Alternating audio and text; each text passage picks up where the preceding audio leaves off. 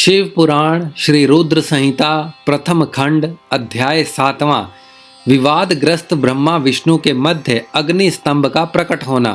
ब्रह्मा जी कहते हैं, हे देव ऋषि, जब नारायण जल में शयन करने लगे तब शिवजी की इच्छा से विष्णु जी की नाभि से एक बहुत बड़ा कमल प्रकट हुआ। उसमें असंख्य नाल दंड थे। वह पीले रंग का था और उसकी ऊंचाई भी कई योजन थी। कमल सुंदर, अद्भुत और संपूर्ण तत्वों से युक्त था। वह रमणीय और पुण्य दर्शनों के योग्य था। तत्पश्चात भगवान शिव ने मुझे अपने दाहिने अंग से उत्पन्न किया। उन महेश्वर ने अपनी माया से मोहित कर नारायण देव के नाभि कमल में मुझे डाल दिया और लीला पूर्वक मुझे प्रकट किया। इस प्रकार उस कमल से पुत्र के रूप में मुझे जन्म मिला। मेरे 4 मुख लाल मस्तक पर त्रिपुंड धारण किए हुए थे। भगवान शिव की माया से मोहित होने के कारण मेरी ज्ञान शक्ति बहुत दुर्लभ हो गई थी और मुझे कमल के अतिरिक्त और कुछ भी दिखाई नहीं दे रहा था। मैं कौन हूँ, कहाँ से आया हूँ, मेरा कार्य क्या है, मैं किसका पुत्र हूँ, किसने मेरा निर्माण किया है, कुछ इसी प्रकार के प्रश्नों ने मुझे परेशानी में डाल दिया था।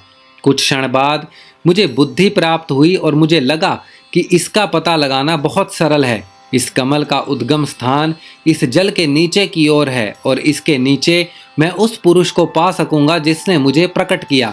यह सोचकर एक नाल को पकड़कर मैं 100 वर्षों तक नीचे की ओर उतरता रहा, परंतु फिर भी मैंने कमल की जड़ को नहीं पाया। इसीलिए मैं पुनः ऊपर की ओर बढ़ने लगा।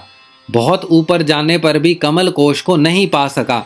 तब मैं और अधिक परेशान हो गया। उसी समय भगवान शिव की इच्छा से मंगलमयी आकाशवाणी प्रकट हुई। उस वाणी ने कहा, तपस्या करो।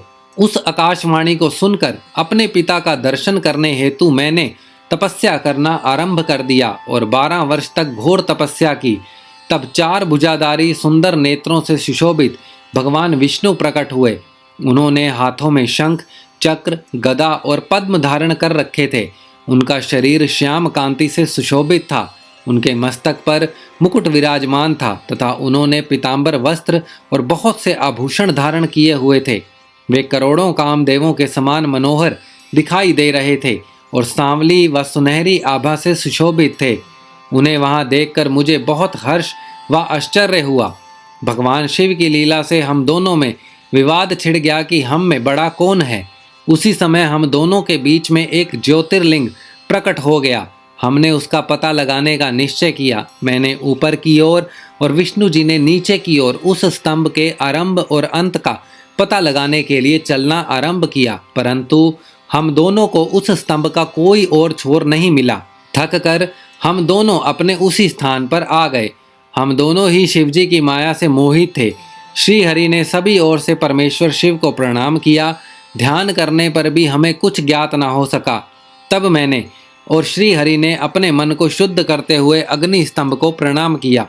हम दोनों कहने लगे, महाप्रभु, हम आपके स्वरूप को नहीं जानते। आप जो भी हैं, हम आपको नमस्कार करते हैं। आप शीघ्र ही हमें अपने असली रूप में दर्शन दें। इस प्रकार हम दोनों अपने अहंकार को भूलकर भगवान शिव को नमस्कार करने लगे। ऐसा करते हुए 100 वर्ष बीत गए। श्री रुद्र संहिता प्रथम खंड अध्याय 7वां समाप्त।